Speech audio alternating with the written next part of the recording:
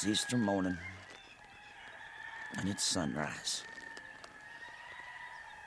And I wish I could understand why they did what they did, why they had to feel that way.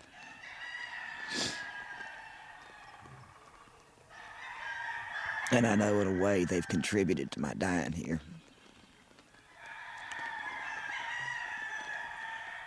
But I can't hate them. I don't hate them. I feel sorry for them.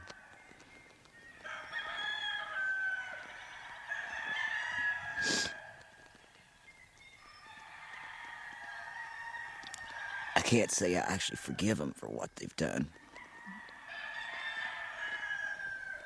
I think that's more between them and God. But I don't hate them. I guess what makes me most sad is that they probably feel like they did the right thing.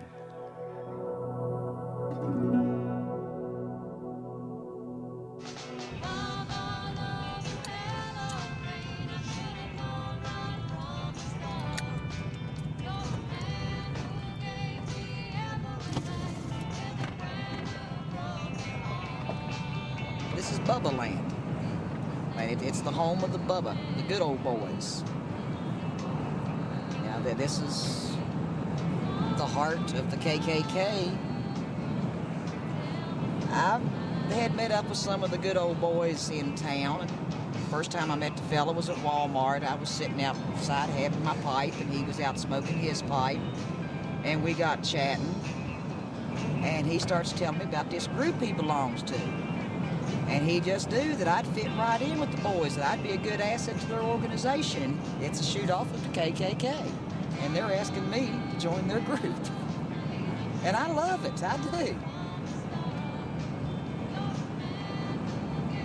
It just kind of shows, you know, that there's... If people give you half a chance, they accept you without realizing it. But I can just imagine if I walk into their meeting and introduce myself and tell them what I am, I imagine it'd be quite a scene.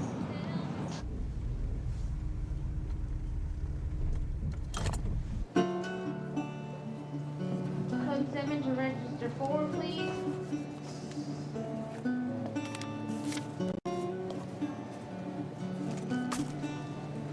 I'm cooking up a feast for my brothers. The brothers in my chosen family, that is. You know, Max, Cass, the rest of them.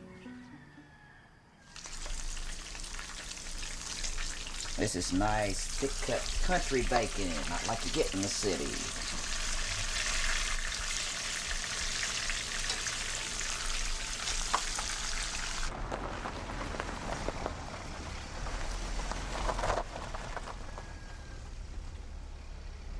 How are you? I'm okay. You know, this car... I made it in an hour and 15 minutes. You drove too fast. Ouch! Now it won't. Yes, it will. I drive with this foot. I met Maxwell. He was the first brother I really met. And all the guys I work with at work, you know, they all had to go to this... Eventually, they have to go to these training it's kind of almost a father-son relationship. Maxwell has become one of my children. I've taken him as a responsibility of raising. I'm more fun than you are. Maxwell, women want more than fun. It's Yeah. because I'm intimate and you're sexual. There you go. Many people have thought Robert and I were a couple. And the funny thing is, Robert and I have not really known each other like all our lives. We've known each other, what, 10 years? But it's almost as if I grew up with him.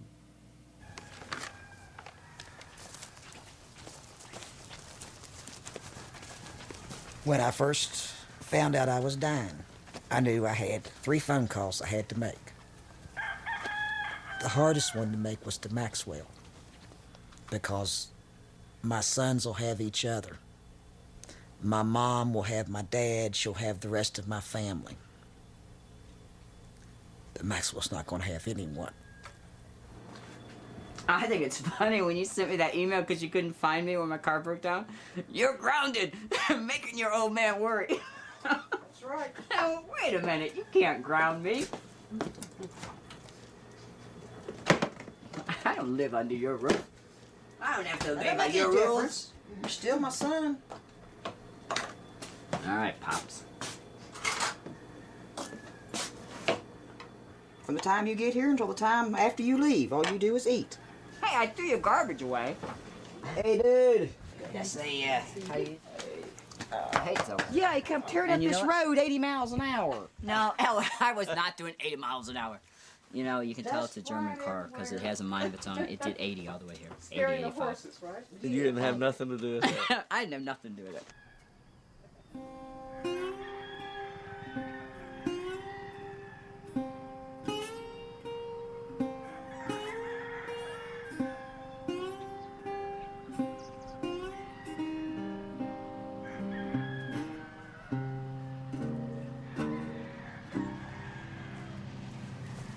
I got some baby rabbits living in there. You do? How cool.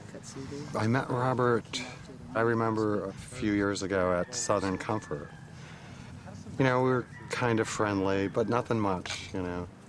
But this last year has been kind of important for me. I've like come out in a really big way and have had some major changes, and I'm like finding myself and all this and that. And Robert and I kind of renewed our friendship. 1, 2, 3, 4, 5, 6.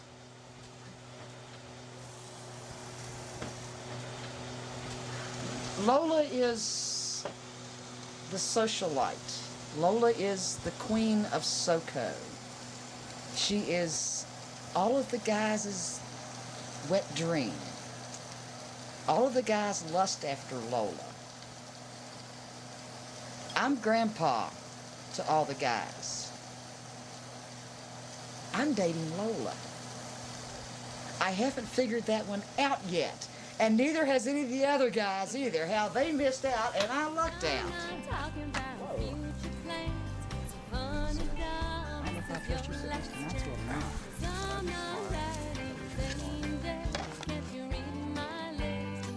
It is ready. Soup? It's soup. It's something. It's hamburgers, hot dogs, baked beans, potato salad, macaroni salad, coleslaw. This is chili for the hot dogs. It's not that many of us. Are you saying we're all I'm pigs? having a hard time learning to cook for less than 500. All right, let's have some grabbing. No, a little more grabbing. Wait a minute now. You know, there's plenty of you women here. What's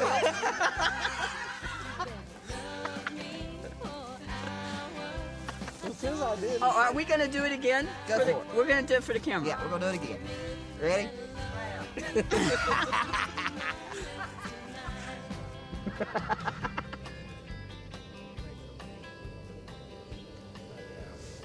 My best hope is that he totally beats the thing and just continues to live a happy life. He's very happy living up here. You know, God, 2 hours from town, with the noisy roosters and all. I mean, but everybody's idea of paradise is different, I suppose. Want to try? Yeah. Sure. Because I'll just take Tuesday off.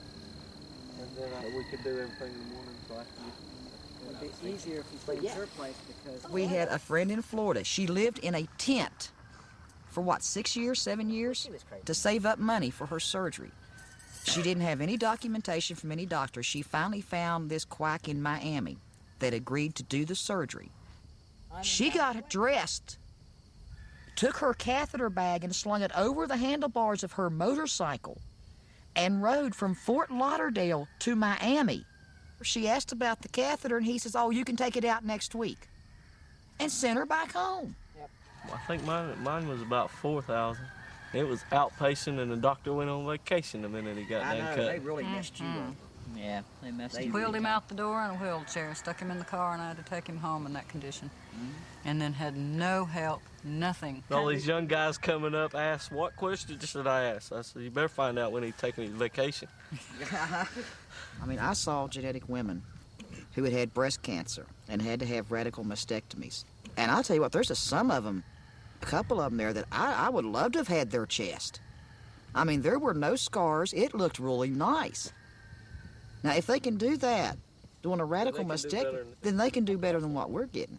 That's right. I've always believed that. I've always Yeah. believed that too. I've always believed that, and I've always believed that if they really wanted to, they could make a better phalloplasty. I truly believe it's the mentality. We cannot create men from second-class citizens, and they refuse. They refuse to make us look complete.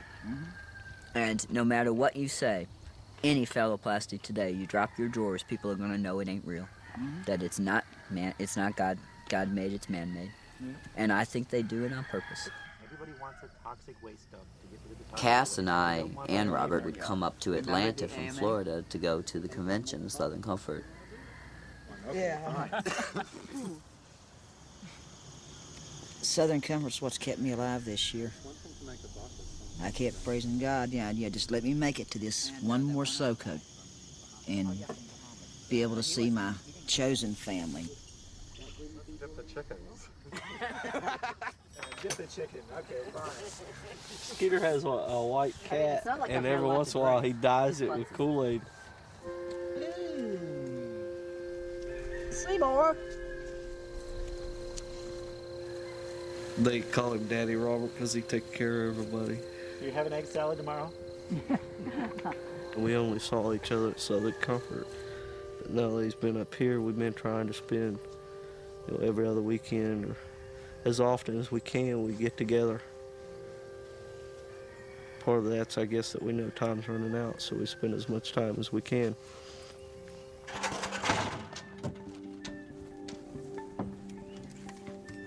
A year ago last January, I woke up very, very ill. I was staying with some friends of mine. They forced me to go to the hospital. I have terminal cancer. I have cancer of the cervix and the ovaries, of the uterus. When I first started through this, I wanted to have a hysterectomy and stuff done, and I was told, no, don't worry about it at your age, since you're already going through menopause, no problem. And it's kind of a cruel joke. That last only part of me that was really female is killing me. It took 3 weeks of calling doctor after doctor after doctor. I kept getting turned down by doctors. They would not treat me. What OB gynecologist doesn't know how to treat female organs? That is a lame excuse. There was 2 or 3 of the doctors that were at least honest enough to just say point blank, I'm sorry, but it would be too much of an embarrassment to my other patients to have you in here. They were afraid of losing business. No, I wouldn't have. You'd have bled to death in our house, in our home, and that wasn't going to happen. Finally, one Sunday morning, I woke up in a pool of blood, so I told my friends, Tom and Debbie. I was staying with them at the time. Being knocked down by jerks like One hospital that was down in another town that was real close told him he didn't have insurance, told him not to worry about it, we would pay the bill, told him what was going on and that he'd been seen at the other hospital. And we have no problem with that. And I said, well, here's the next thing. He's a transsexual. Well, maybe you better go to downtown. Hung up from there, called another one. I think by the time that day was over, we had over 20 doctors, and I don't know how many hospitals that refused to treat him.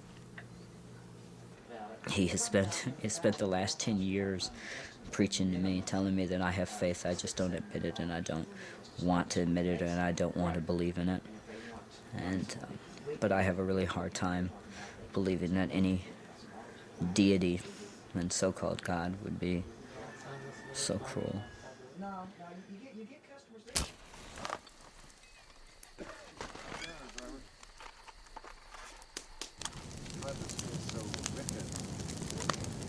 No.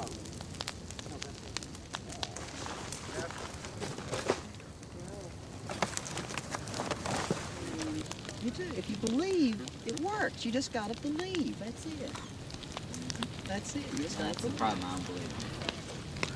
Oh.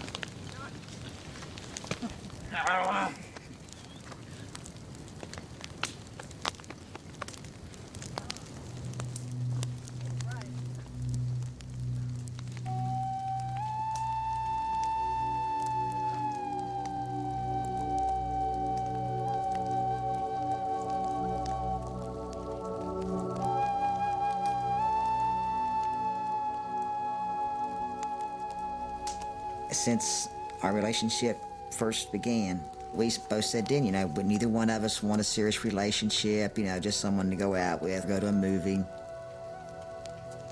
Well, that didn't last a whole lot of time. Lola and I are falling in love. And she told me, she says, but I gotta be honest, there's one little place in my heart I'm holding back. And I told her, that's all right, I prefer it that way. Now's no time for a full-blown romance.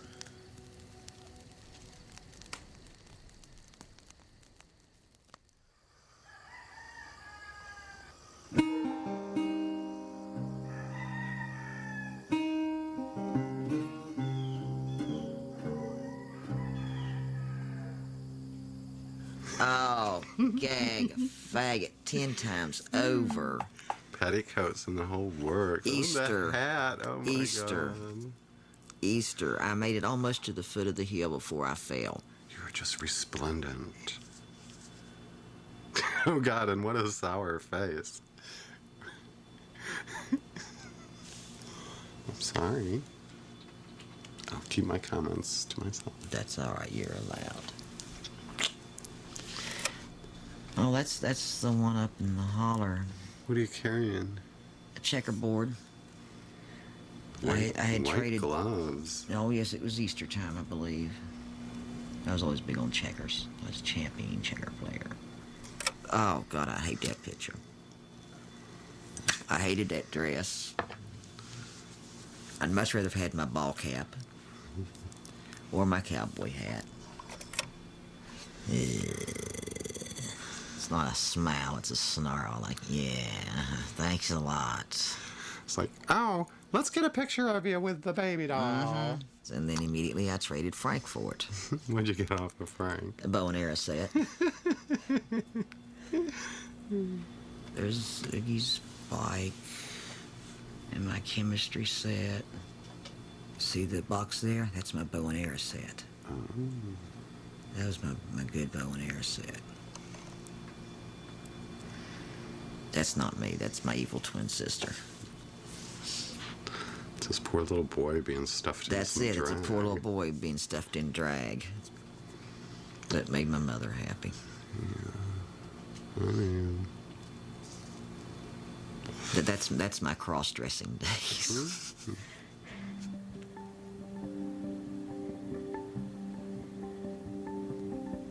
The main thing I did was accept myself.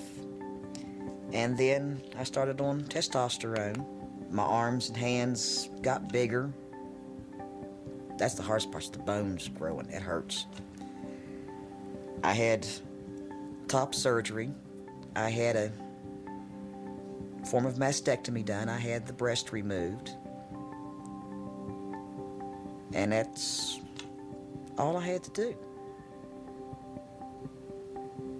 Some of the guys, yeah, especially the younger guys just coming out, they think they've got to have that bottom surgery. If they don't have that piece of flesh swinging between their legs, they're not a man. Being a man or being a woman has nothing to do with your genitalia. It has to do with what's right here in your heart and what's in your mind.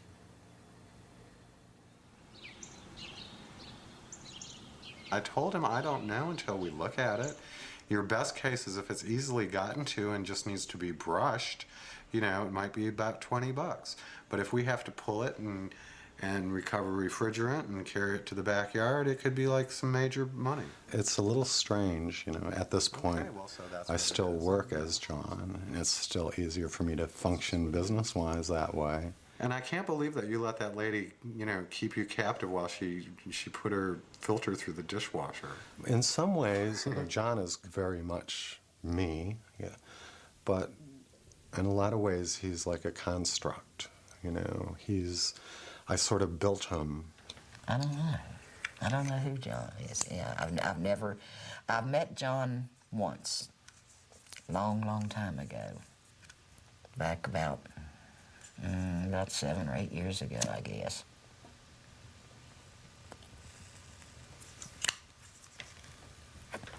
And I found him a very sad, very depressed man.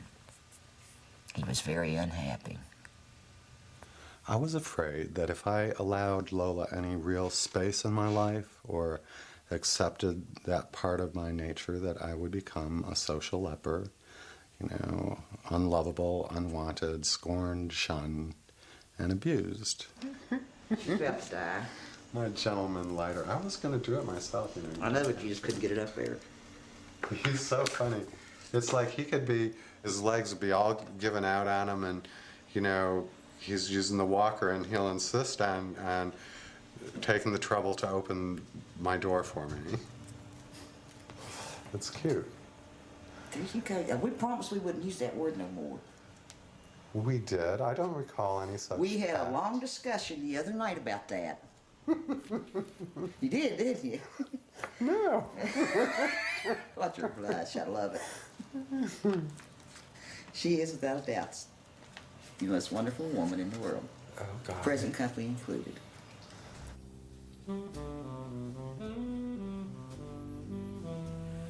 Lola needs to see the Lola that I see.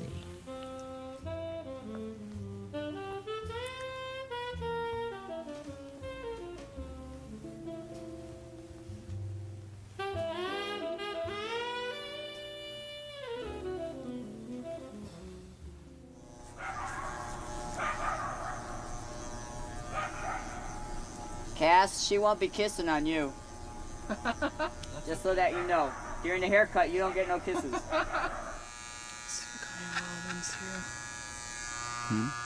So let's see if we got any wild ones here.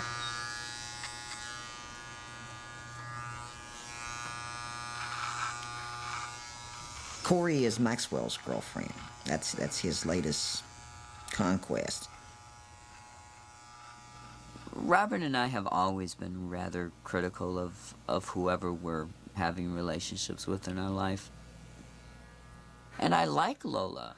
I really do. I like Lola, and I think she's been good for him. And then I sit back and I go, well, where does that come from, that I've got that little kind of dig against her?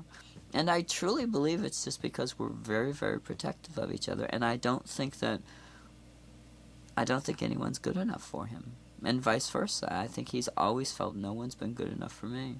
But yet we want each other to be happy and to find the love of our lives. So go figure, what are we supposed to do? She thinks she's human. She likes you. She doesn't take to people real well. Yes, she does. She's a real sweet dog. I'd always lived my life as a gay man. I totally identified as a gay man before. I had never even seen a vagina up close in person.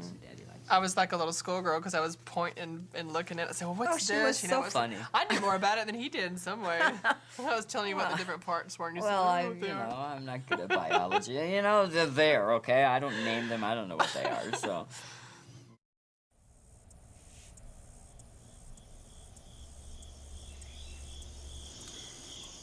Cass is an introvert. He's more isolated than what I am here. He's married to a genetic woman. People assume since she was married to a transsexual, that means that she had to be a lesbian. And there's not a lesbian bone in her body. Where's your little black tool thing? I think it's in the front room. I think she wants me to put up a birdhouse now. There. Right here. Get the birdhouse. Okay.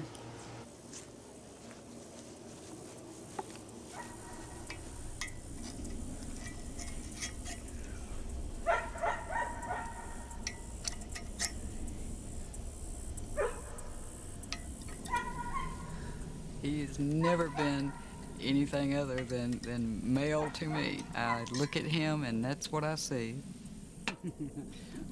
What a smart idea.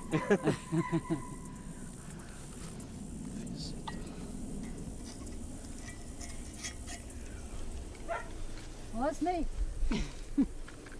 I've got the old Southern upbringing that I didn't speak to a black person until I was 26 years old because it was a no-no. But he changed all that. He's made me feel that you should not hold against a person anything about them. How many times have you been married? No.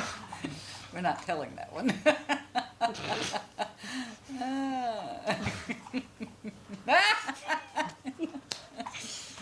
That's a lie. It is not. Oh, God. I always made awful choices. Horrible, awful choices. I've been beaten, brutalized, raped, maimed. Oh, God, everything. I made horrible choices. Swore I'd never marry again. Wasn't going to. Walked into my life. But, he was already living in the trailer park when I moved in. And I just like, very afraid. My son comes in one day and he says, "Mom, I've got to know this person next door." And he knew the female part, and he kept saying that, you know, she's really cool. You know, actually she's a man trapped in a female body. And I'm like, well, how do you know that? Well, it's got something to do with the muscles in your arm or something like that. I was so confused and even more afraid then. And I said, well, don't you bring that person over here. Don't you bring them in my house. And I saw him when he was coming that way, and I got the gun. You had it under the cushion. I stuck it under the cushion. I was like, oh, he's not going to jump on me because I know that's what's going to happen. He's going to come over here and jump on me and rape me or something. And we sat and talked all night long and became best friends.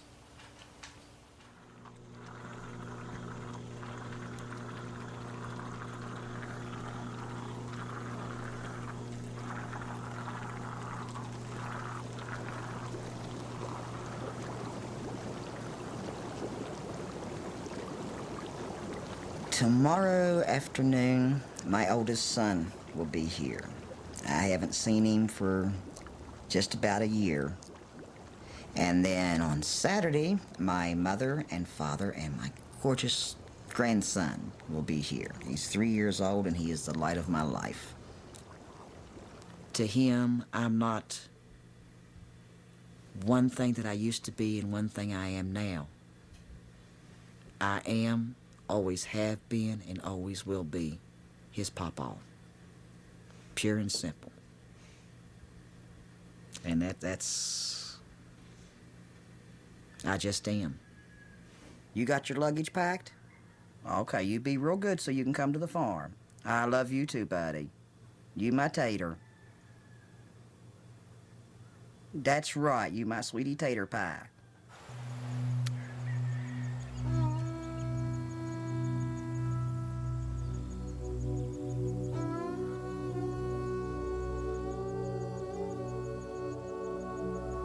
I don't think there's anything better to leave your children than land that's home. I intend to die right here in this trailer. I'm to be cremated, and my ashes spread on the land here. And then this land will pass on to my children, and hopefully from them to their children.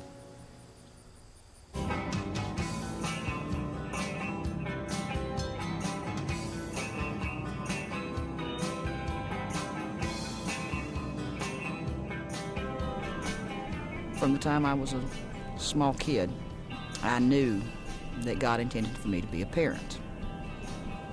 So I found a suitable man that I could deal with, and I married him, and I have 2 wonderful sons.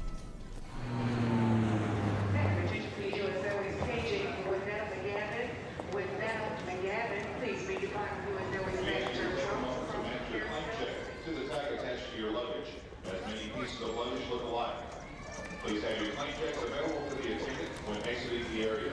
Thank you.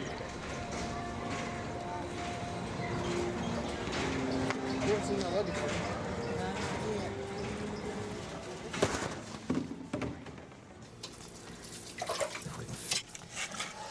Yeah, what I need is turn on the warm water and we put some, just put some hot water in there. Swipe one more of your beers.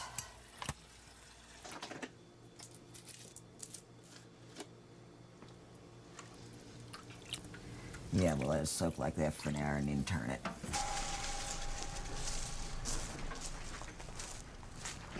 I was hesitant to make this trip. I was, because I had heard how Mom's condition was. And a big part of me didn't want to remember my mom that way. Because the last time I saw Mom, he was still in control of herself. What?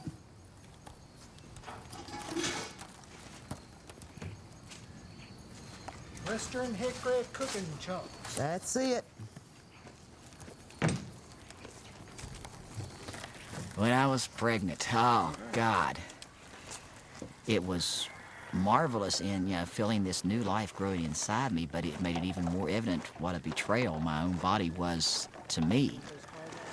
I'm not sorry for it, but it was a very hard time. The only time in my life I have ever felt like a homosexual is when I was married to their biological father. Because I am now and always have been a heterosexual male. I like women, I always have. I've never felt like a lesbian. I was just a man that loved women. And to have to be a man and be pregnant, I mean, that's just... I can't explain to you exactly how bad it was. It was the worst and the best at the same time. Okay, take these up there in that metal bucket sitting up there. Put the woodchucks in it and just cover them with water. Just there's enough to cover them with water. My mother's my mother, always will be. You know, the advice my friends gave me, well, just tell everybody your mother's dead. And this is your mother's, well, it's your stepfather. But I never really considered that. Ooh, baby, look at that stuff. Ah, that is so good. Even raw, it's good. Mercy, such flavor. Such texture. By God, I think I might like this. I mean, is that not the most beautiful piece of meat you ever seen in your life? Next to you? All right. Ain't that so? The cut's gonna lose more heat. Well, see, I go and cut into the meat there. Yeah. That's pretty good. That's pretty good.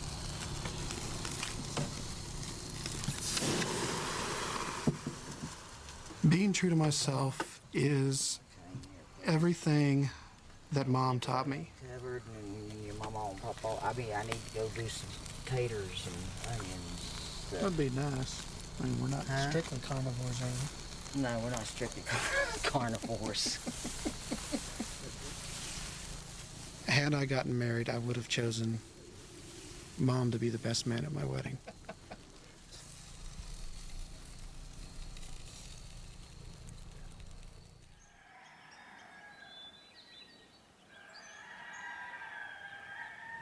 For 20 years, I hid in the gay community.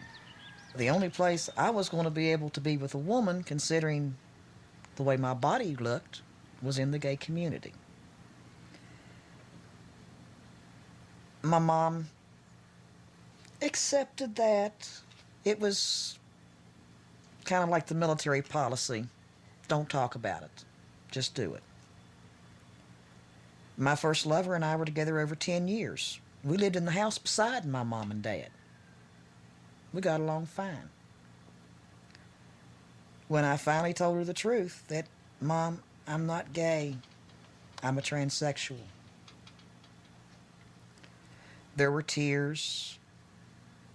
There was the usual, where did I go wrong? What did I do to make you this way? After a couple of months, I finally convinced her it wasn't her fault, it was my dad's, and that calmed her down for a while. And then when I had my surgery, the only thing she said was, why couldn't you have just stayed gay? And then we didn't talk much at all for 5 years. Papa, where's my product on the screen? Okay. So we found the tail. He found the jug, and I found the tail. Who's in the refrigerator? The tail was in the refrigerator? Yeah, I don't think so. it was. I saw it in there. I don't think so. I like you to get in the pot. Here it goes. You're not supposed to drink out of the bottle. Here it goes. You ready? There it goes. Say go. Go. Ah.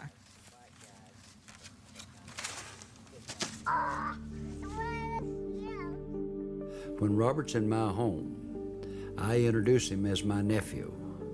See, not because of the fact that I'm ashamed of him or anything like that, but I don't want my neighbors realizing that there is something different. And that's the reason that I don't want my picture taken or my name given. They ask where our daughter Barbara is. I said, well, Barbara and I have had a little difference of opinion, and we don't see much of her anymore. She Combing doesn't his hair detangle. is a definite no-no. Yeah, she just washes it and You're dries the it. good monster, okay? I'm the good monster. Who's the bad monster? Her. How about him? No, he's the good monster. What How does about- a good monster do? How about the other pawpaw? You're the mean pop. You're the mean monster. Yeah, I know. You'd always make me the mean one. No, I'm the mean one. Yeah, you're the mean one. Boy, I'm the and good am I one, no, mean. Yeah. Yeah. Come on, good. Mean monster's Piggy? down there. When I tell you, see my finger, see my thumb, see my fist, you better run. Buddy, you better get going. Because I don't know the difference between my finger and my thumb, and I wouldn't Keegan. know the difference between... Tell her.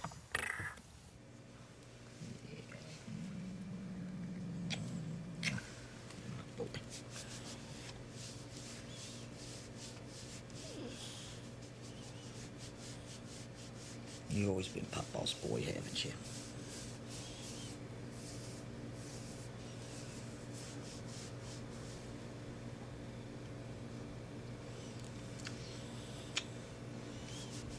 They turn the sound down on their music so you can't hear your movie.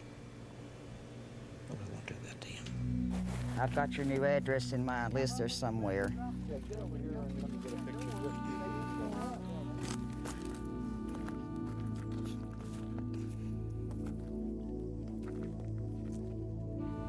I had dreams that my daughter would grow up to marry a man that would become president of the United States, or he'd be king of some country. I knew that my daughter was that kind of a woman. And those dreams, as you well know, were shattered. But I will say this, I am very proud because I know that in him today beats the heart of my daughter Barbara. You be good boy. Help Papa drive good. Okay.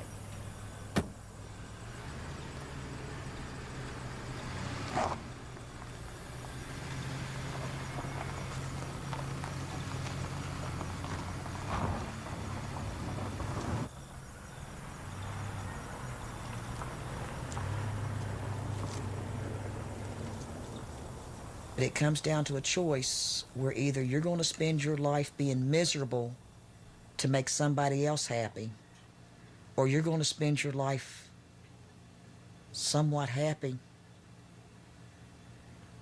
but having to live with the knowledge that you made people you love miserable. It's a catch-22. It's a no-win. We lose a lot of friends. We lose a lot of things. We lose jobs, we lose friends, we lose family. But the hardest of all is family. Because family is the core. family is the stone. It's what holds everything together. And all of a sudden, it's gone. It's like standing out. You're out in the middle of the ocean on an iceberg, and it all of a sudden melts. Dorothy, I'm writing this letter in regards to your youngest child, whom you originally named Peggy Sue. I know her as Maxwell. I realize that for a long time you have been estranged from one another. I've been told that you do not take her changing her gender very well. Obviously, it was very difficult for you because you have not spoken to her in close to 10 years. I can assure you that your child is not a freak. Please just pick up the phone and call your child. Just say hello. Just tell Maxwell that you love him, even if you don't understand him. He is still your child. Hi, Peggy Sue Max. This is your mother, Dorothy, from Red Granite, honey. I received this your beautiful letter that I got from you, and I do love you, Max. I really do love you. I just, sorry that I haven't been keeping in touch with you. So, if you want to call me, anytime, bye-bye. She called me Max on this. I'm gonna keep that forever.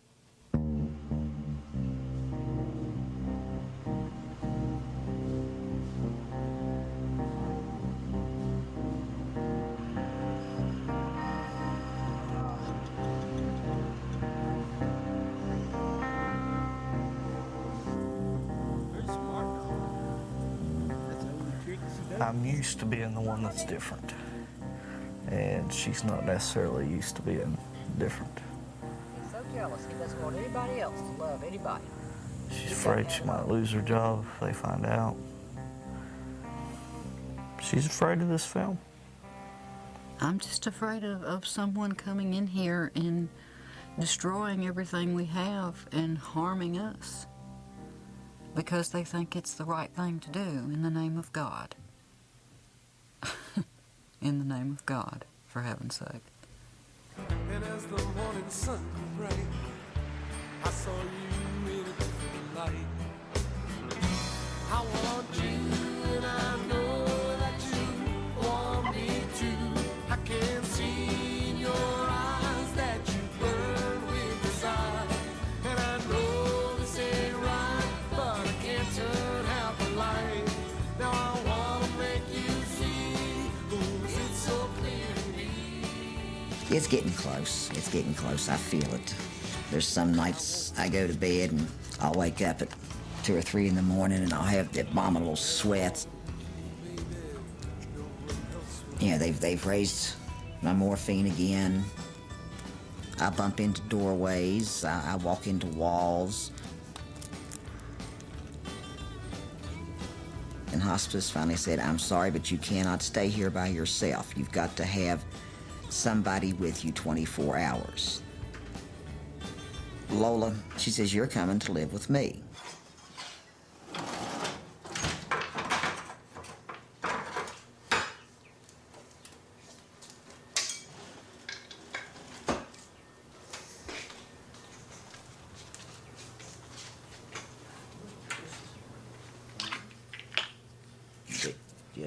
They did bring the other bottle of Marinol, didn't they? Yeah, this is it. That's a dinky little bottle. I know. Salute.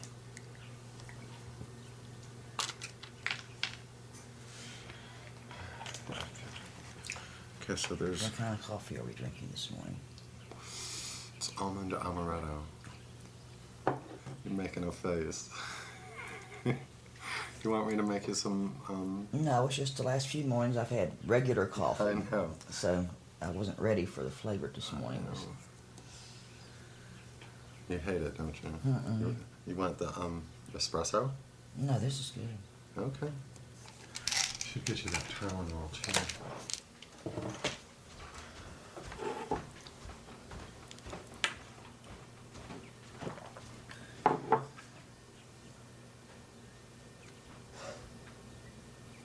This is a whole new role for Lola. Lola's always had the reputation around the community of being kind of the Betty Boop, You know, she's played games with people and let them think that she's not quite as smart as she is, kind of hiding herself, and now she's coming out full bloom, and she is something else when she's just coming right out. Oh, please stop it. What? Just telling her how wonderful you are and how beautiful and how organized and... I didn't, you know, I really should put all of this on tape, you know, for when I'm not feeling so great. Sweetheart, it is on tape. Just in the last couple of months now, it's come on real strong that she just really blushes. I can get her to blush all the way from head to toe. See? And she can't deal with it because she's never blushed like that before.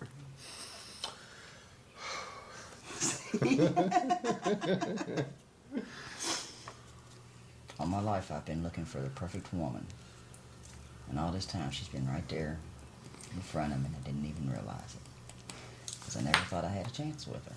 Why? You're like completely lovable.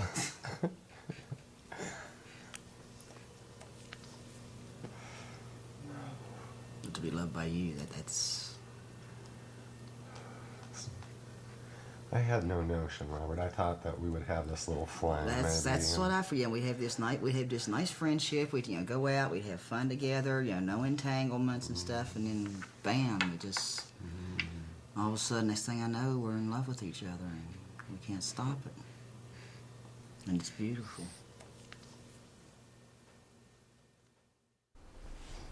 Hand me that cotton ball, hurry.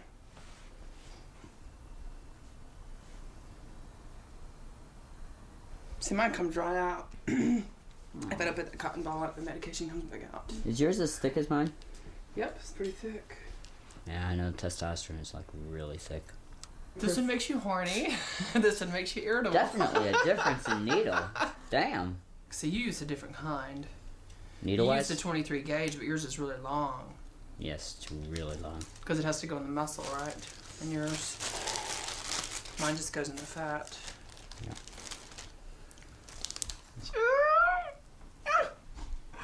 You have to push yours in. Sex is different now. It's more of an experience. It was before, as a male, it was more about the orgasm. Yep. And now it's more about the whole experience. I enjoy the actual experience more than just the orgasm. We go past the body part.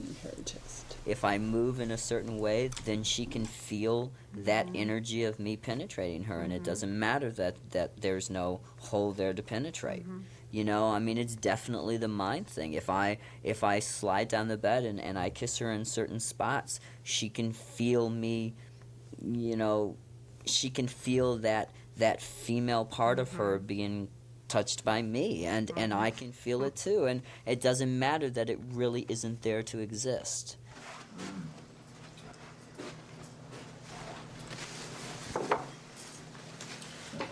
So if any 550-pound hippo with a razor strap and a 6-inch razor heads into my room, you stop her real cold. And told her no, he's not to be touched, he's to be burned natural. I said it hadn't been 5 years. She said, well, anyway, she brought to sleep as far as possible. I said, that's not what I was told. She says, oh, I'm sorry, yeah, what was his milk's name? And I called him.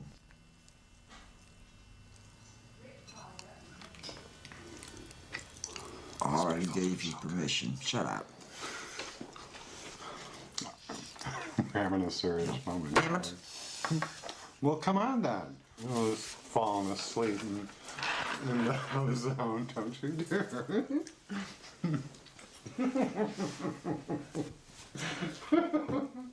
Oh,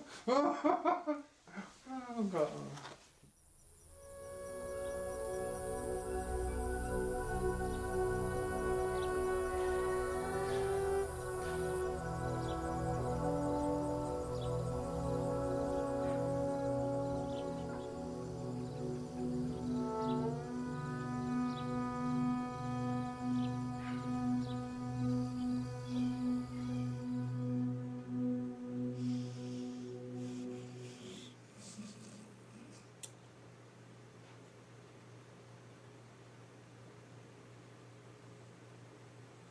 Robert wanted to get some of the things packed up, and we wanted to pick up his tuxedo for Soko to see if we can get it altered if we can by then, and to get his speech out of the computer.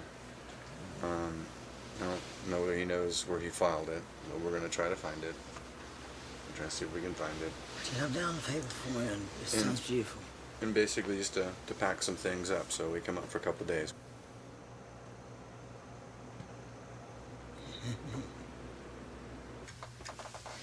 Well, we need to get into see if we can find your speech where it's at. Do you have a Soko subdirectory? Yeah, it's 3 and 11. Huh? 3 and 11. Ah, here's the one that says speech. What's this here one? Labels. Here we go. We got it, Robert. Yeah. Okay. You have a blank disc? It's going to be almost like a miracle if he does, and if he can give that speech, but with Robert, he just may wind up doing it. I've got a seminar at 7 on trans intimacy. And then I've got the speech for luncheon from 7 to 1:30. And then I come back. English. Fussing and hollering because it didn't have no mustard and onions on them. And how ignorant. That's why they teach you to make them, and then they don't make them that way. I mean, that's ignorant.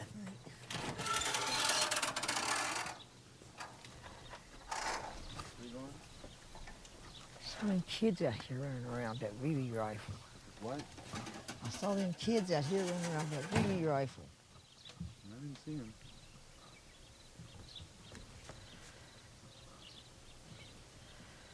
Please help me, I'm falling. The convention is like only 4 days away. Are we ready? No. I talked to Robert the other day and said that just in case he's not up to it, or if he's not feeling well, or even if he is there, just in case he can't handle like all the talking and stuff, I figured that Corey and I could sit on the panel with him, just so that there'd be another couple there. Take some pressure off of Robert. So, and he said he was fine with it. I got to tell you, I'm really worried about Robert. He's got, good days and bad days, but I don't think he's going to be up for this convention. I just don't see it happening. This was Easter, and look at how skinny he was. He's even skinnier now. Cass saw him. I asked how he was, and he came back and said that he was skinnier. And I don't see I could be skinnier. But I guess he is. Robert Eads and Lola Cola. Yep. Or 9 o'clock in the morning. We'll see. He might fool us all. On real cuss. What you need, Robert? I got lost again. I don't know which way I'm going. Okay. Here, tuxie. I want to try my tux pants on to see how badly they fit. I'll be in a terrible situation if my tux pants don't fit. I might need it for my speech. My cigarettes are in my other jacket. I'll get your jacket when you come out and sit down. This is my coffee, right? Yes. Okay. I don't see that we need to get that altered. Let's hope not. I think you're fine. You look good. Now, go call Lola and tell her that the crisis is over, that the tux fixed. Yeah, make sure. Have her run out and make sure my boots are up there. 'Cause these are my old boots, and I don't want to wear my old boots with my good tux. The main feeling that I can say that Soko is simply love. It's the cotillion of the trans community. It's the coming out party. Yeah. I'm gonna wear it over town and see how many people follow the funeral. Here, Lola wants to see. Hold on. See, don't I look gorgeous? I'll tell you now.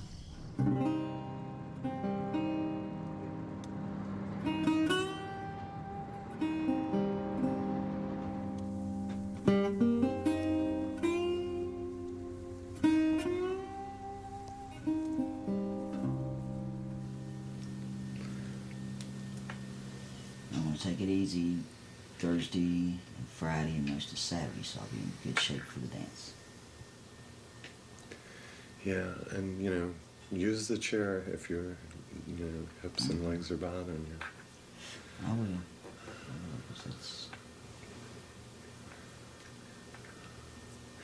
So have you given any thought to that? Maxwell called me, and he has decided that he and Corey are going to sit in on the panel with you and I on intimacy.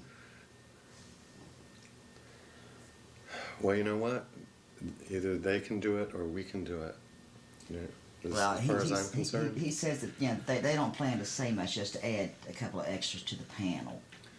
Why don't they just add from like out in the crowd like everybody else? Yeah, I think I'd rather do that because Maxwell doesn't know anything about intimacy. All Maxwell knows is sex, and all this Corey knows is sex. Seminar. Hey bro, Lola and I talked it over and we already have things pretty well planned out. How are we going to do things? Thanks for the offer to help out though, but I think we've got it covered. Lola's strength comes from Robert, and if Robert's fading, Lola's useless. So I wrote him back and I said, hey Robert, I am sure that you and Lola can handle things, but better safe than sorry, and we want to cover some things that I am sure you and her won't. So the four of us can do it together. So that's what I wrote to him. I haven't heard back from him. So, and I know Robert. He's stubborn. He's got his mindset. He's probably thinking I'm trying to take it over. I believe, quite honestly, it's a matter of jealousy. Maxwell, I've had him under my wing for over 10 years, and I love him. But there's times I just like to pick him up by the shirt collars and shake some sense into him.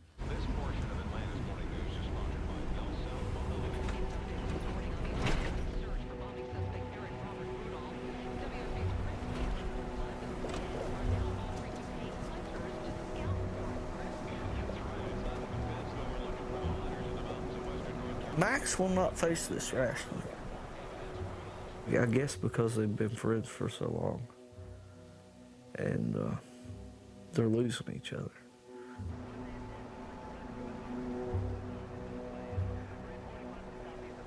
It's because you've been rejected by the world, by your biological family, by your friends. You come into the community, here's these people that understand me. And all of a sudden, maybe they don't totally understand you.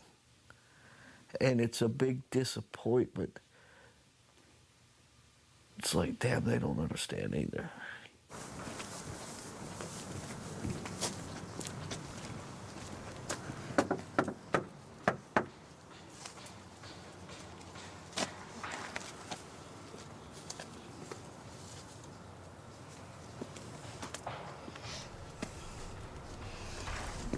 Hey, bro. Hey, how you feeling? Tired? Yeah. Long morning? Corey is more sexually involved, more physically involved than she is actually intimately. I don't know if I agree with that. I think we've definitely got a lot of intimacy between us. You just haven't really seen us together. Well, fucking in the back of the pickup truck in the parking lot isn't a lot of intimacy. I mean, that's a whole nother side of it, Robert. You seem to think I have no sense of intimacy, Robert. You don't. Is not our relationship intimate? Think about that. Yes, we have an intimate relationship, but it is a male-male intimacy. It's not a female-male intimacy. It's not a trans intimacy. You don't know Corey very well. She's actually quite articulate. I'm afraid the most articulate things I've heard out of her mouth had nothing to do with intimacy. I've always been critical of the ones you date. You've always been critical of the ones I date. We have always done that. Maybe we set really high standards. Why are you critical? Are you critical of Lola? Of course I am. You know that. I've told you that. I've talked to you about Lola. Why are you critical of it? Of Lola? Mm-hmm. Well, you know you know how I felt about that whole ditzy kind of thing, and That was all put on. It doesn't matter. That's all we knew of Lola. For the last 4 years, that's all we knew of her. That's all I've ever seen. She's something different now, don't you? She's definitely gained a confidence in her strength, definitely. She gets it from she's you. gained her confidence big time. She gets it from you. No, she gets it from herself. She gets it from herself. She just needed someone to show her the way.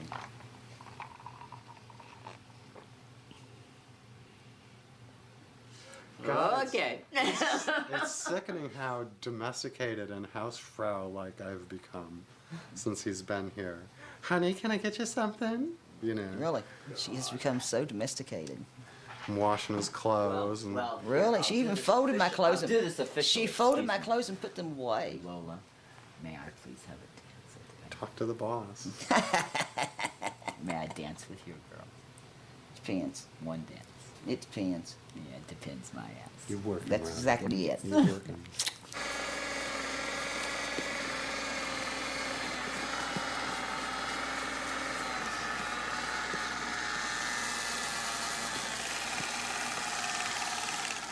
Yeah, we might be worse than the women. I think so. There's When two the of us. bellhops look at this, they're gonna shit. I mean, there's a whole two of Is that all us, of it? and this truck is packed. Is that all right? That's all of it.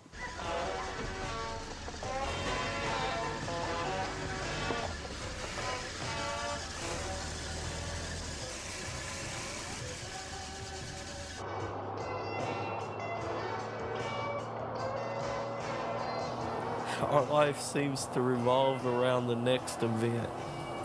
All our energy, all our extra cash. For the last month, everything goes to SoCo.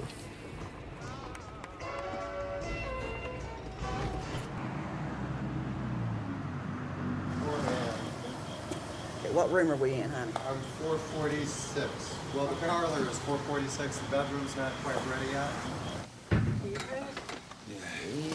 Got it. Hi, how you doing? Enter. This is home for the next few days. Yeah. Thank you so very much. We've got all of the hotel next door. We've got most of this hotel. So, you know, everybody else is outnumbered for a change instead of us being outnumbered. Unfortunately, this is a men's world, and as transgender people, we're way down at the bottom of the food chain. You know, we're lower than plankton, man. I mean, that's how low we are. And now we can't afford the surgery. Women can have surgery for $12,000, $8,000. It costs us anywhere between $30,000 and $100,000. Who can afford that? We don't make that kind of money before transition. We were waitresses and clerks and secretaries before we transitioned. So what are we now? Now we're waiters, and we're still clerks. On that salary, when someone announces, Well, it's true. I think I just figured out something I couldn't figure out before. I think I just Do you want to share? I can't understand why Max and I can walk into the same room and everybody's inviting him to join and putting him on the board immediately. We walk in the room the same time, shoulder to shoulder.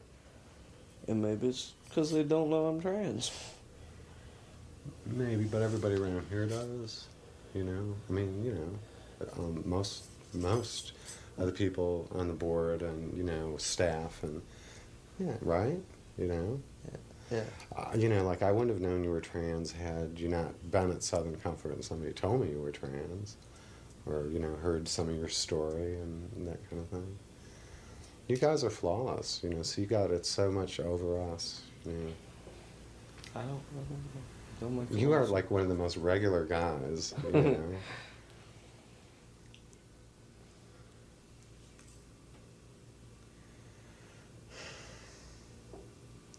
But you know what? It's like Max asserts himself. And this is about 2.5 years post-op. Best doctor can have a bad day. The worst doctor can do a great job.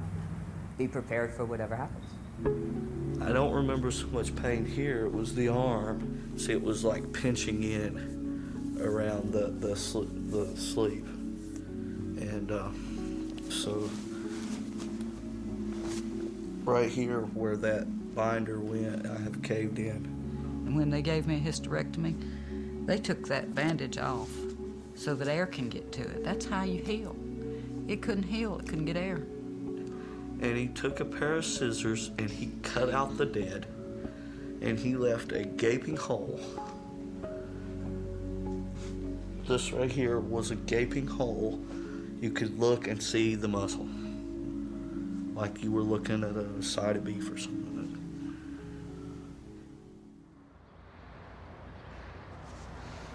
Do you know where any of the rooms are? No, I don't. Good, I don't either. We're in Buckhead 1.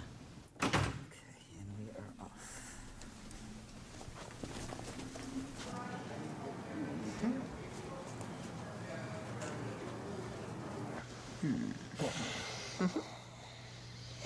And what did we do the morning that they had their intimacy panel? We laid in bed. It was his seminar. What time is it?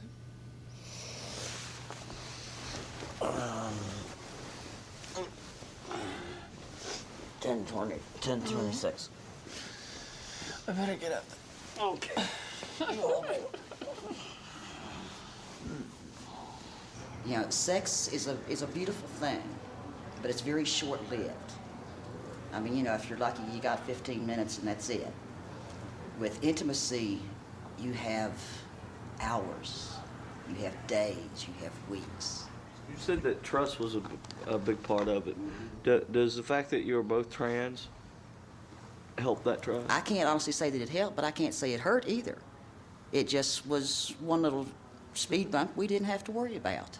Doesn't hurt it. It doesn't hurt I it. think, yeah, that in our case it's essential, you know, because we understand what it's about, and so it's not an issue, really, you know, whereas I've dated guys who, you know, I'm like not someone but something. People tend to put down individuals who are attracted to transsexuals as a pure fetishistic attraction. I don't believe that's true.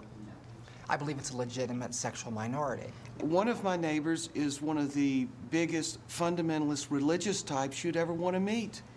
When I told them, they asked their 20 questions, and the 5 that everybody knows they ask. Then, those are the sex questions.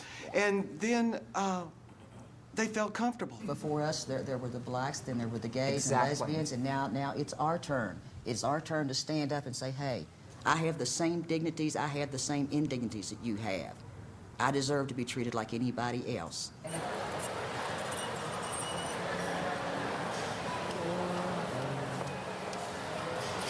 Do you all do corsages? Yes, they make corsages. Oh, okay, I need to talk to someone about getting a corsage made. Okay. Her dress is kind of shadows of grays and blues and blacks. I mean, it'll make a big, what they'll probably do is do something like this and bring them down, and then they'll be down like this. Okay. Or do it like this with a wrist corsage, you know, and add some greenery in there. For the prom that never happened. Well, what a wonderful thing. Yeah. My girlfriend never got to go to her high school prom, so tonight one of the conventions is having a high school prom for those that didn't get to go, so I'm taking her to it. Oh, how wonderful. Yeah. Well, we'll try to make it real special. All right, I appreciate it. All right.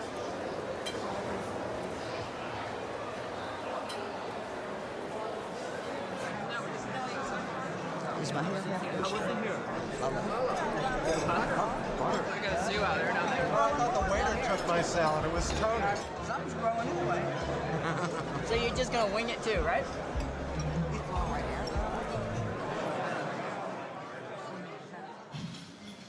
I've always believed life is short, and I've always lived the fullest I can in every day. And Robert's showed me in a lot of ways how to make every day count. I love this man more than anyone will ever know. Ladies and gentlemen, Robert Eads.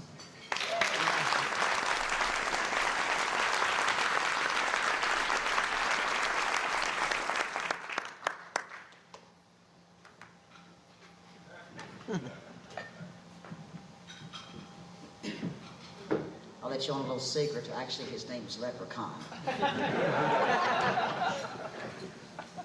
I made a bargain over a year ago with God. I have terminal cancer. I was supposed to have been gone months ago.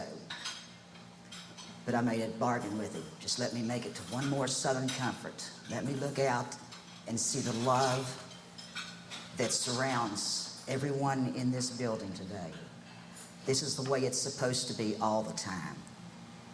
No prejudice, no hate, and the love that I have gotten from you all the last 7 years. There's no words to compare with it. And I just hope and pray that that love keeps continuing on. And I know as long as all of you come here, as long as all of you hold your hand out to the one next year that's scared to come out of their room, as long as you, my chosen family, take the time, take the love, and you bring it to each other here, then you can believe there's going to be one Spirit smiling down on this conference every year and loving every one of you. I can get it on, but I can't get it zipped.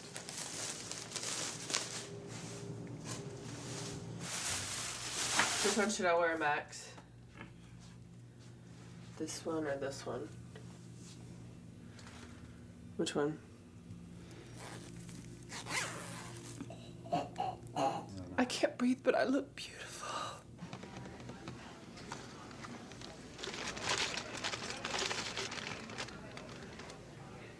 You need some help putting that on, honey. My fingers aren't working. Your fingers aren't working tonight. I think my fingers are working. I've got it in. But you know what? It seems like it's kind of snapped. There you go. Thank you. You're welcome. God, I'm not sure. It's heavy. It is, isn't it? I wasn't expecting it that heavy. They should be growing out this way, as opposed to the other way. Don't ask me. Well, Mother never told me, you know. She never told me neither. And I've never had one this nice. I've had little, little tiny ones. Thank you, baby. That's so sweet.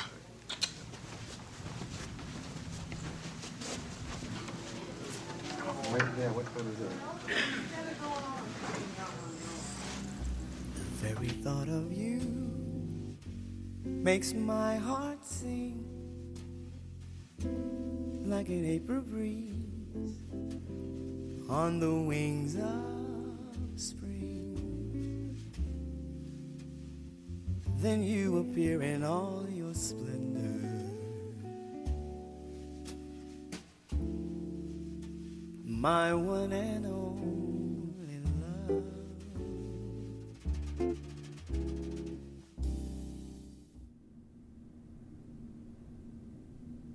The bones are full of cancer. The lymph nodes are full of cancer. The only part of my body that's not full of cancer is my lungs.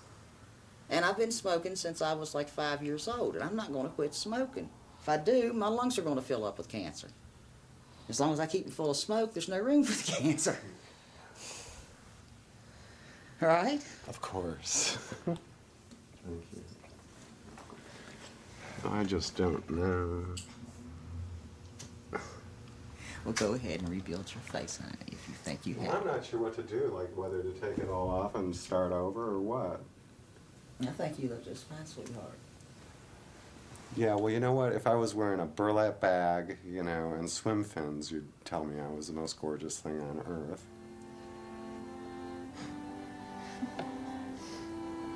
Last night was so very sweet. And for the first time in some time, we got back to that space that, that we shared, where there is no cancer, there is no, medication to worry about. It was just us, just connected so thoroughly. It was beautiful. It was like a gift. It's once And the main thing, yeah, she tells me, don't hold on for me. And yet I can't help but hold on for her.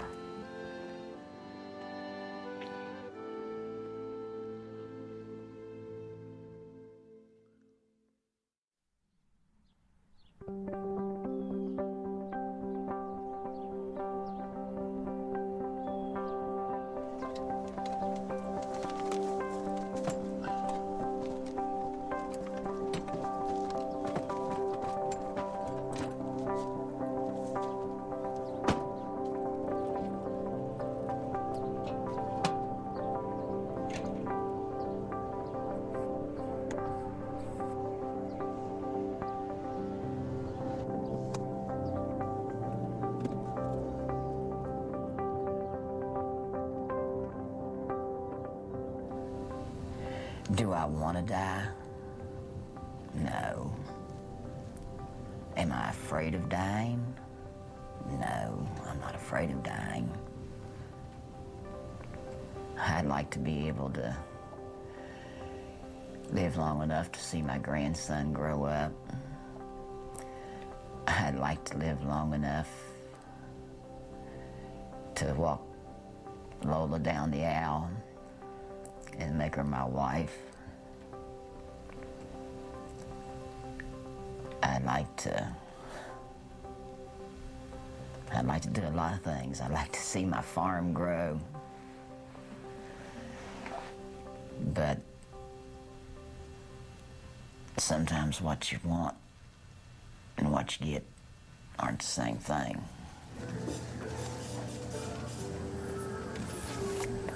Okay. Yeah, that's good. Here's another one. This one's good. Like that one? Yeah. Mom and Dad? That's the last one. Does that one work? Yeah, I guess. Okay. Now then, we still have the wrapping paper to learn. Wrapping paper. Okay. None of it was Christmassy enough for you? Nope, didn't see no Christmassy. All right, thank you. Your blood pressure is within normal limits. Oops, 98.3. Call me if you need anything. Okay. Would y'all like to see the inside of the place? I'm not sure. There's at least 6 here. 1, 2, 3, 4, 5, 6. Yeah, 6. No, I didn't. Robert's very favorite space is the patio where he smokes like a fiend.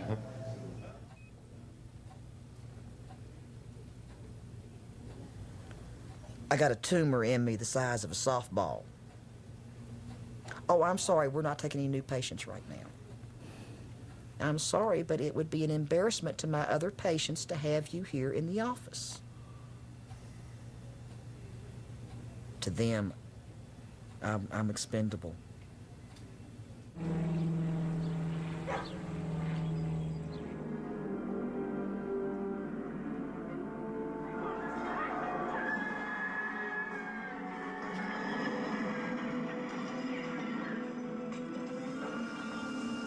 I was talking to my sister, and she asked me who Robert was, and said he's a friend of mine.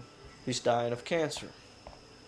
He couldn't get any medical help, that he had went through all these doctors. And she said, why? And I said, Wendy, he's like me.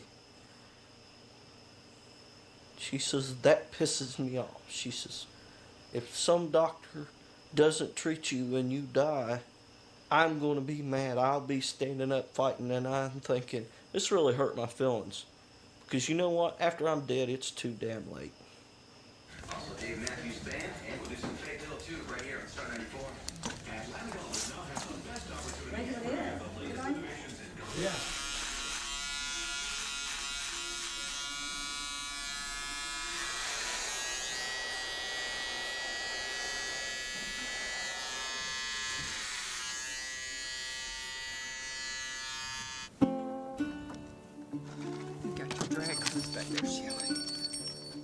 Give me my Christmas present now.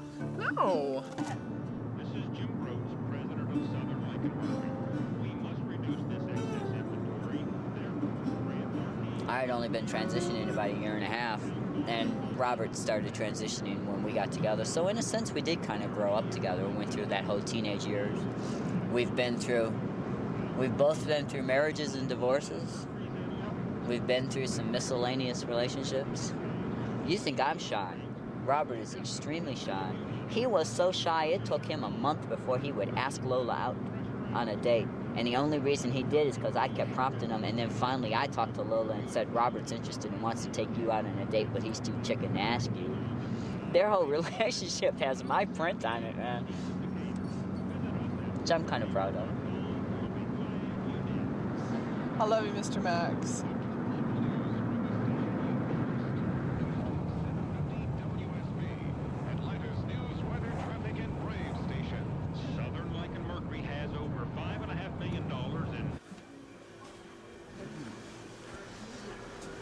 Where's the room?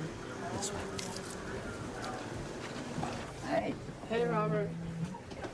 How gang's here? How you been doing, Corey? Okay, how are you? All right. I took my shower. Yeah, I like your hat there. A little bit of wrong collar, but It's the closest thing we can find. it's closest for a leprechaun. Yeah. Maybe it's a little bit of wrong color. There she is. Hi, y'all. Hey, Lola. How you doing?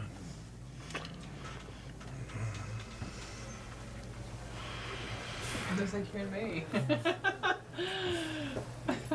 Isn't it, though? How are you? Fine. How's your life treating you? It's doing okay. How about Yeah. yours? Well, you know, pretty good. Yeah, I know. In the main. I know. Robert, I forgot to tell you. I got a promotion at work. Did? Manager's leaving. I get to become manager of the store. I'm the new man. Sweet. Office. Passages marked and all. Do you even have to carry a Bible, huh? I even have a Bible. Oh my God. In my office. Cass, before it snows terribly bad, we're gonna go up to Littleton's Lake and go fishing.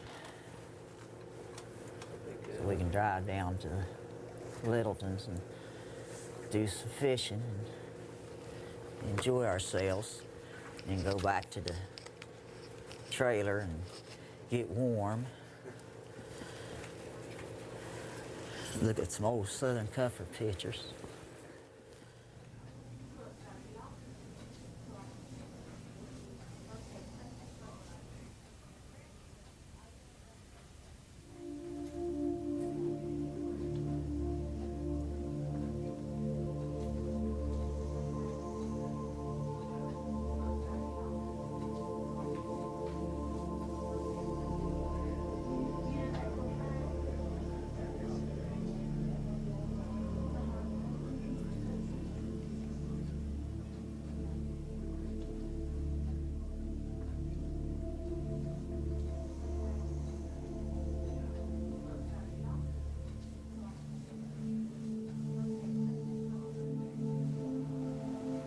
As the end drew near, I noticed a change in his breathing.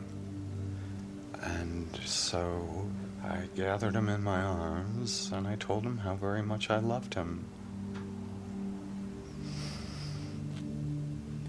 And he left.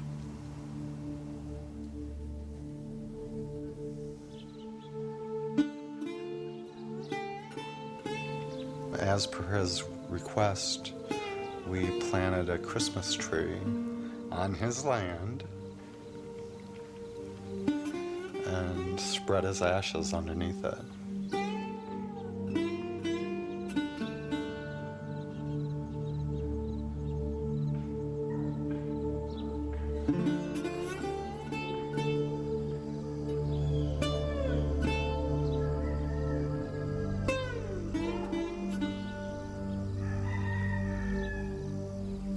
What a curious thing to be so uptight about. Nature delights in diversity. Why don't human beings?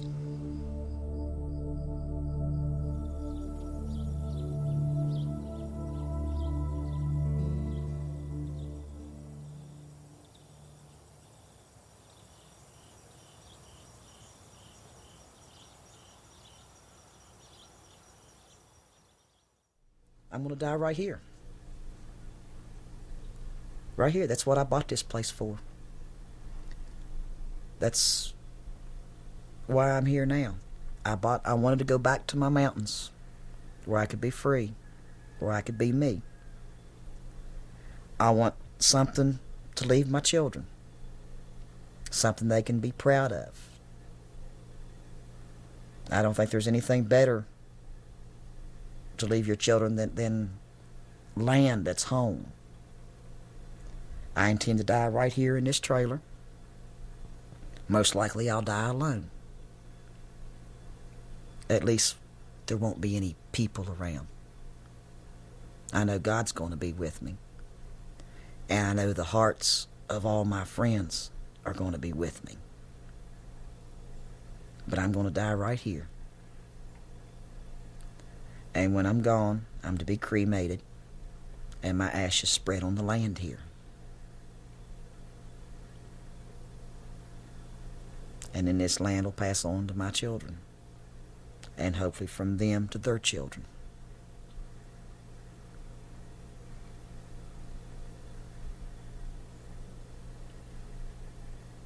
What were you saying earlier about Tom saving your life in some way? Actually, Debbie was specifically about when I knew I was sick for several months before I finally acknowledged it. You don't have cancer as bad as what I did and not know there's something wrong. But at that time, I had just went through a bad divorce. I wasn't really enthused about living anyway. I was just marking time.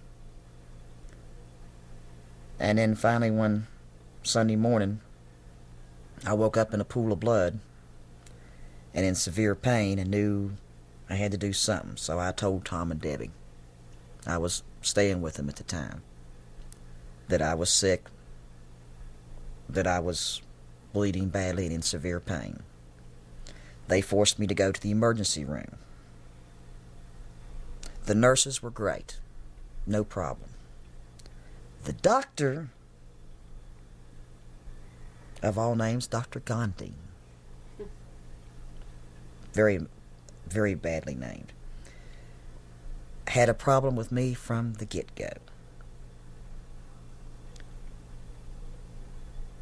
To him, I was filth. I was dirt. He didn't want to touch me. He just kept, well, you probably have some sexually transmitted disease. How many lovers do you have? I told him, look, I've been married to the same woman for 5 years. We lived together for 3 years before that. I never cheated. I haven't been with anybody since. I don't do that. Oh, no, that can't be it. I mean, I got a tumor in me the size of a softball, and this guy doesn't see it? Give me a break. So he finally, he does a smear, gives me some antibiotics, gives me the name of a gynecologist to call, and sends me on my way. I call, well, the hospital calls a couple of days later. They have the results. I have cancer. Do you have a doctor? No, I don't. I just moved here. Were you given a referral? Yes, I was. Well, call him. Make an appointment. So I called him. The receptionist at first had a little problem understanding that, yes, my name is Robert. Yes, I want an appointment with the gynecologist for myself. She was confused. So, she finally, she says, well, hold on. She goes and she talks to somebody. She comes back and she says, are you sure you don't mean you want to make this for your wife? So finally I explained to her, look, I am a transsexual. I am a female-to-male transsexual, partially post-op. I have not had bottom surgery. I have just been told I have cancer. The hospital gave me your doctor's name as a referral. I need an appointment. Oh, I'm sorry, we're not taking any new patients right now.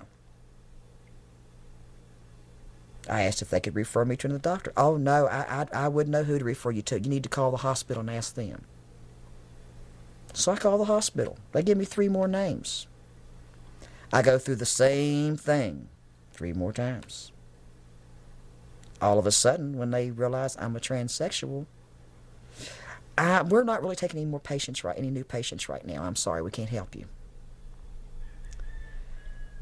So I'm getting kind of the idea of things now. So I pick up the phone and I call Dallas Denning, who is head of Aegis, which is a very good group with a supposedly very good line of names for us, for people who will take care of us, doctors, lawyers, that kind of thing. So I get from her a list of 10 doctors, gynecologists, who supposedly will treat us. Well, guess what? They treat male to female transsexuals, but they don't treat female to male transsexuals. 2 of them were honest enough to tell me, I'm sorry, but it would be an embarrassment to my other patients to have you here in the office. They'll treat the male to females because when they come to the office, they are in a female mode. And it's not as embarrassing to the other clients. I show up there in beard and mustache. It's embarrassing. How long did this go on? For how many people did you? We went through 27 doctors. Finally, one of the last doctors we called, one of their nurses, is a bit of the fringe community. She calls us back, it was a day or 2 after we had called her doctor, to see if we'd found one yet, and told her no, we hadn't. By then I had given up, and Debbie was still calling. She was determined she was going to find me a doctor. So when the nurse called back, Debbie talked to her. And she told Debbie, look, says, Dr. McFarland is a good man. I really think if you call him, he will get you in and see you. She gave us the name, the address, phone number, the whole 9 yards. So Debbie calls. Talked to his office receptionist first, and then, doing what the other nurse had told us, asked to speak to Dr. McFarland's private nurse. Got hold of her. Debbie explained the situation to her. She said, I'll call you back in 15 minutes. 15 minutes later, she called me back, and I had an appointment 2 hours later. Went in to see him. It didn't take him long at all to realize what I was up against.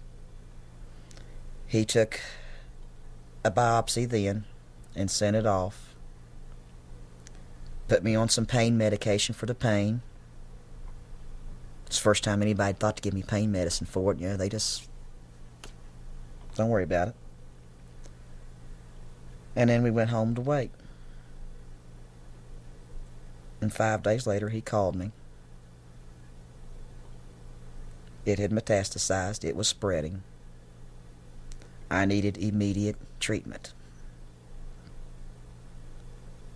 He hung up. He was going to call and make arrangements for me. He called 3 different hospitals. They wouldn't take me. None of the ornithological clinics in this whole big place would take me. Finally, an intern told him to call Augusta, the hospital down there.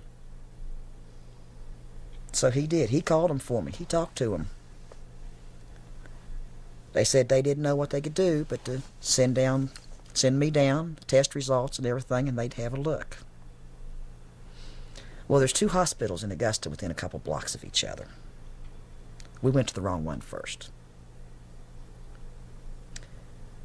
I mean, we're talking a 3-hour drive in the middle of the night now. Debbie and Tom are exhausted. I'm totally over the whole situation. I'm just in so much pain, and emotionally and physically, I just don't care anymore. We get into the emergency room, we get back there, we get to run around. Debbie wasn't taking any runaround. Debbie's from Kansas. She grew up on tornadoes. I think she swallowed one. Because she cut loose on them, and she was not giving them any rest until finally one of them said, "Wait a minute, I think what's happened here is you've come to the wrong hospital. We're going to give him some shots for the pain. We're going to get him stabilized. You take him 2 blocks over to that hospital."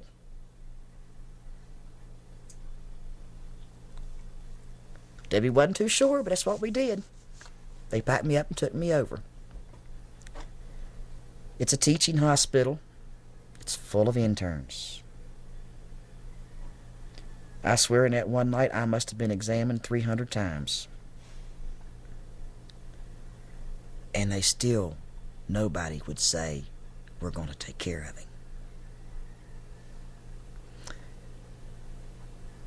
Debbie and Tom were about to the point that I was, that they didn't know what to do. They just were totally frustrated. They were both in tears. And finally something snapped in Debbie. She went looking for the name of the head of the hospital. She was going to call him. She was going to raise some hell. This one poor little intern made the mistake of getting in front of her. She threatened to deck him if he didn't tell her right then and there that they were going to help me. Well, he couldn't do it right then, but he told her, he says, give me a few minutes, let me work on something. And he went back and he called the man that's now my doctor, Dr. McPhee. Told him what was going on, told him my condition. He came back and told Debbie, "We're taking him. We're going to help him." And so how often do you go in for how many hours is the drive? It's a 3-hour drive one way. If I just go down just for a usual exam and medicines, I drive 3 hours to be there an hour, and then have to wait another hour and a half to get my meds, and then 3 hours back. If I go down for tests, sometimes we have to leave here as early as 4 o'clock in the morning to get there at the time that they're doing the test. And then I'm there all day, and then the long drive back home. But it's worth it. Because except for the one homophobic blah blah blah, the people down there have treated me with nothing but respect. My doctor, from the get-go, has told me that he's determined one way or another he's going to save my life. And I felt so sorry for him Monday when he had to admit that he can't. The look on his face, I mean, I really believe he's taken it as a personal failure because he's not able to save my life.